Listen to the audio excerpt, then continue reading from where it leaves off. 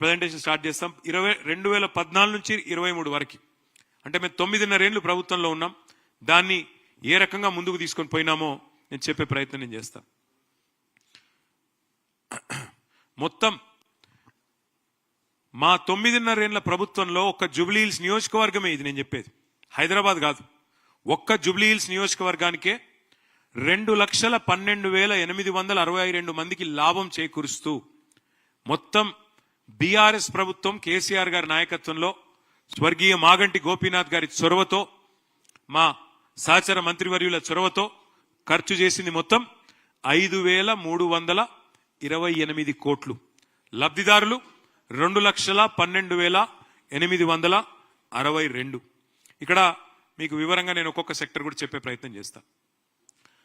అన్నిటికన్నా ముఖ్యమైనది హైదరాబాద్ లాంటి మహానగరంలో ప్రజా రవాణా, అది పబ్లిక్ ట్రాన్స్పోర్ట్ కావచ్చు, అట్లాగే రోడ్స్ కావచ్చు, అట్లాగే ఫ్లైఓవర్లు కావచ్చు, మెయింటెనెన్స్ కావచ్చు, వాటికి సంబంధించి ఒక్క మెట్రో హైదరాబాద్ మహానగరంలో ఏదైతే కేసీఆర్ గారి నాయకత్వంలో మనం నిర్మాణం చేసుకున్నామో, జూబ్లీహిల్స్ నియోజకవర్గ పరిధిలో మొత్తం మీరు చూసినట్టయితే అమీర్పేట నుంచి యూసుఫ్ గూడ దాకా మొత్తం చూస్తే మెట్రో రైలు జూబ్లీహిల్స్ లో 8.4 కిలోమీటర్స్, అందులో అమీర్పేట నుంచి యూసుఫ్ గూడ 2.8 కిలోమీటర్స్, పంజాగుట్ట నుంచి భరత్ నగర్ దాకా 5.6 కిలోమీటర్స్. ఒక మెట్రో మీద మనం చేసిన ఖర్చు 1,722 కోట్లు, 1,722 కోట్లు. అట్లాగే కాంప్రిహెన్సివ్ రోడ్ మేనేజ్మెంట్ ప్రోగ్రామ్ కింద CRMP కింద మరి ఎంపిక చేసిన ముఖ్యమైన రహదారులన్నింటినీ కూడా జూబ్లీహిల్స్ నియోజకవర్గంలో 408 కోట్ల రూపాయలతో అభివృద్ధి చేయడం జరిగింది కేసీఆర్ గారి ప్రభుత్వంలో. అట్లాగే SRDP కింద స్ట్రాటజిక్ రోడ్ డెవలప్మెంట్ ప్రోగ్రామ్ కింద మరి షేక్పేట్ ఫ్లైఓవర్ ఎప్పటి నుంచో కల ఆ ప్రాంతంలో 333 కోట్ల రూపాయలతో దాన్ని కూడా నిర్మించింది కేసీఆర్ ప్రభుత్వం. అయితే ఇక్కడ ముఖ్యమైన పాయింట్ నేను చెప్పాలి, 2,463 కోట్లు మేము చేసిన ఖర్చు. కానీ మీరు గుర్తుపెట్టుకోవాల్సిన ముఖ్యమైన పాయింట్ ఏంటి అంటే, ప్రతి దానికి కూడా ఒక ఇన్వెస్ట్మెంట్, ఒక రూపాయి ప్రభుత్వం పెడితే దానివల్ల ఒనగూరిన ప్రయోజనం ఎంత అనేది ఆలోచించాలి.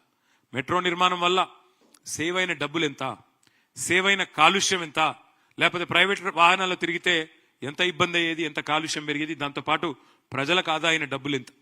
అట్లాగే సవ్యమైన రహదారులు, భారతదేశంలో ఇవాళ ఎక్కడ లేనంత బ్రహ్మాండంగా హైదరాబాద్ నగరంలో రోడ్లు మెయింటైన్ చేసే ప్రయత్నం మా ప్రభుత్వంలో మేము చేసినాం. దానివల్ల సేవ్ అయింది ఎంత కూడా ఆలోచన చేయాల్సిన అవసరం ఉన్నది. అట్లాగే మా ప్రభుత్వంలో ప్రజారోగ్యానికి పెద్ద ప్రాధాన్యతనిచ్చాం, ఇచ్చి అద్భుతంగా పనిచేశాం. స్వాతంత్రం వచ్చిన నాటి నుంచి హైదరాబాద్లో ఉన్నది గాంధీ దవాఖానా, ఉస్మానియా దవాఖానా, ఓల్డ్ సిటీకి పోతే పెట్ల బుర్జు తప్ప కొత్త దవాఖానాలు కాదు, ఒక నిమ్స్, ఇవి తప్ప లేవు.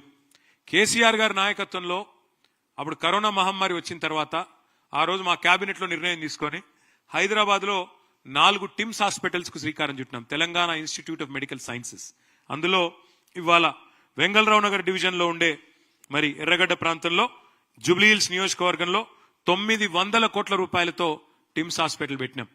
ఈ టిమ్స్ హాస్పిటల్ చివరి దశలో ఉన్నది.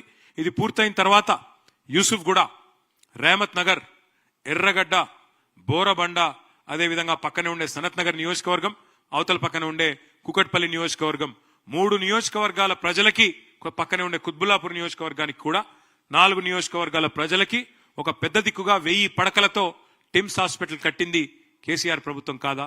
దానికైన ఖర్చు 900 కోట్లనే మాట వాస్తవం కాదా? అట్లాగే మనం మీరు గమనించినట్టయితే కోవిడ్ అప్పుడు ఒక్క జూబ్లీహిల్స్ నియోజకవర్గంలోనే మరి ఉచిత వ్యాక్సినేషన్ కి దాదాపు 14 కోట్లు ఖర్చు పెట్టాం. దానికి కూడా 34,712 మందికి వ్యాక్సినేషన్ కూడా ఇచ్చుకున్నాం. అట్లాగే సీఎం రిలీఫ్ కింద ఒక 2.68 crores కూడా మరి ఆరోగ్యం కోసం నేను చెప్పేది శాంక్షన్ అయినాయి. దాంతోపాటు ఆరోగ్యం విషయంలో ఇంకా కూడా ఆరోగ్య లక్ష్మి పథకం కింద ఒక 98 లక్షలు, కేసీఆర్ కిట్ కింద 3,340 మంది లబ్ధిదారులకి 73 లక్షలు, న్యూట్రిషన్ కిట్ల కింద 14 లక్షలు, కంటి వెలుగులో 23,595 లబ్ధిదారుల కోసం 55 లక్షలు, మొత్తం నగరం అంతా 350 బస్తీ దవాఖానాలు పెడితే ఒక్క జూబ్లీహిల్స్ లో 13 బస్తీ దవాఖానాలు పెట్టింది కేసీఆర్ గారి ప్రభుత్వం. గల్లీల్లో బస్తీల్లో ఉండే పేదలకు సుస్థి చేస్తే బస్తీ దవాఖానాలు పెట్టాలన్న ఆలోచన కూడా గతంలో ఎన్నడూ కాంగ్రెస్ చేయలేదు. వాటిని ఏర్పాటు చేసింది. మొత్తం ప్రజారోగ్యం మీద ఖర్చు పెట్టిన సొమ్ము 19 కోట్లు అన్న విషయం నేను మీకు గుర్తు చేస్తా ఉన్నాను. ఇక్కడ మళ్ళీ చెప్తా ఉన్నా, నేను ఒక్కొక్క రూపాయి ప్రైవేట్ ఆసుపత్రులకు పోతే ఎంత ఖర్చు అయ్యేది పేదవాళ్ళకి, అదే వ్యాక్సినేషన్ కి కోవిడ్ టైంలో ఎంత హరాస్మెంట్ ఉండే, ఎంత ఎక్స్ప్లాయిటేషన్ ఉండే మీకు తెలుసు. అవన్నీ సేవ్ చేసి వాళ్ళ పేదలకు అండగా నిలబడ్డది కేసీఆర్ గారి ప్రభుత్వం. అక్కడ